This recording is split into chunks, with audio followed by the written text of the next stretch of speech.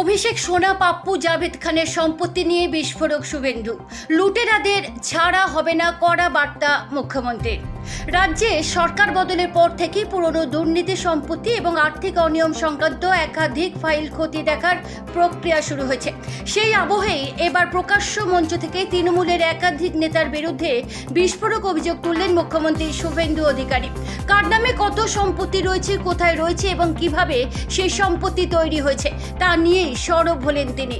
ভবানীপুরের সভা থেকে বিস্ফোরক দাবি।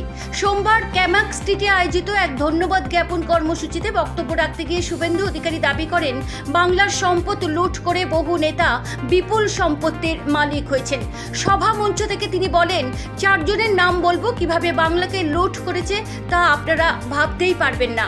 এরপর একে একে তিনি নাম করেন বেলেঘাটার রাজু নস্কর, কসবার সোনা পাপ্পু, অভিষেক ব্যানার্জি, জাভেদ খানের ছেলে কার নামে কত সম্পত্তি। মুখ্যমন্ত্রীর অভিযোগ অনুযায়ী রাজু নস্করের নামে রয়েছে 18টি সম্পত্তি, সোনা পাপ্পুর নামে রয়েছে 24টি সম্পত্তি, অভিষেক বন্দ্যোপাধ্যায়ের সংস্থা লিভস অ্যান্ড বাউন্সের নামে রয়েছে 14টি সম্পত্তি, অভিষেকের ব্যক্তিগত নামে রয়েছে আরও 4টি সম্পত্তি, তার বাবার নামে রয়েছে 6টি সম্পত্তি। সব মিলিয়ে অভিষেকের সঙ্গে যুক্ত মোট 24টি সম্পত্তির হিসাব তুলে ধরেন শুভেন্দু অধিকারী। এছাড়াও তিনি দাবি করেন, জাভেদ খানের ছেলের নামে রয়েছে প্রায় 90টি সম্পত্তি। কলকাতা পুরসভার ফাইল খোলা হচ্ছে। শুধু অভিযোগেই থেমে থাকেননি মুখ্যমন্ত্রী। তিনি জানান, কলকাতা পুরসভার বিভিন্ন নথিও খতিয়ে দেখা হচ্ছে। শুভেন্দুর কথায়, কলকাতা পুরসভার ফাইল খোলা হচ্ছে, কিভাবে এরা বাংলাকে লুটেছে আপনারা ভাবতেই পারবেন না। আমরা আজ ক্যাবিনেটে একটি কমিটি গঠন করেছি, সেই কমিটি এই লুটেরাদের খবর নেবে।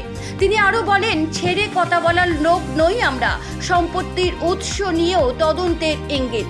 মুখ্যমন্ত্রী স্পষ্ট জানান, শুধুমাত্র সম্পত্তির পরিমাণ নয়, সেই সম্পত্তির উৎস নিয়েও তদন্ত করা হবে।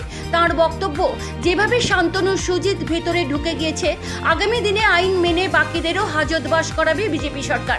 এর আগে অভিষেক বন্দ্যোপাধ্যায়কে নিশানা করে শুভেন্দু বলেছিলেন, মাননীয় ভাইপোবাবু, কাল প্রপার্টি লিস্টটা আনালাম কলকাতা কর্পোরেশন থেকে। আপনার লিভস অ্যান্ড বাউন্স কলকাতায় 24টি প্রপার্টি, আমতলায় প্রাসাদের মতো অফিস। রাজনৈতিক মহলে তুমুল চর্চা। এই বিস্ফোরক অভিযোগ ঘিরে ইতিমধ্যে রাজ্যের রাজনৈতিক মহলে জোর চর্চা শুরু হয়েছে, যদিও তৃণমূল কংগ্রেসের তরফে এখনো বিস্তারিত প্রতিক্রিয়া সামনে আসেনি। রাজনৈতিক বিশ্লেষকদের মতে, নতুন সরকারের দুর্নীতি বিরোধী অবস্থান এবং সম্পত্তি তদন্তের ইঙ্গিত আগামী দিনে রাজ্যের রাজনীতিতে বড় সংঘাতের কারণ হতে পারে। বিশেষ করে তৃণমূলের শীর্ষ নেতৃত্বকে সরাসরি নিশানা করায় এই বিতর্ক আরও তীব্র হওয়ার সম্ভাবনা রয়েছে।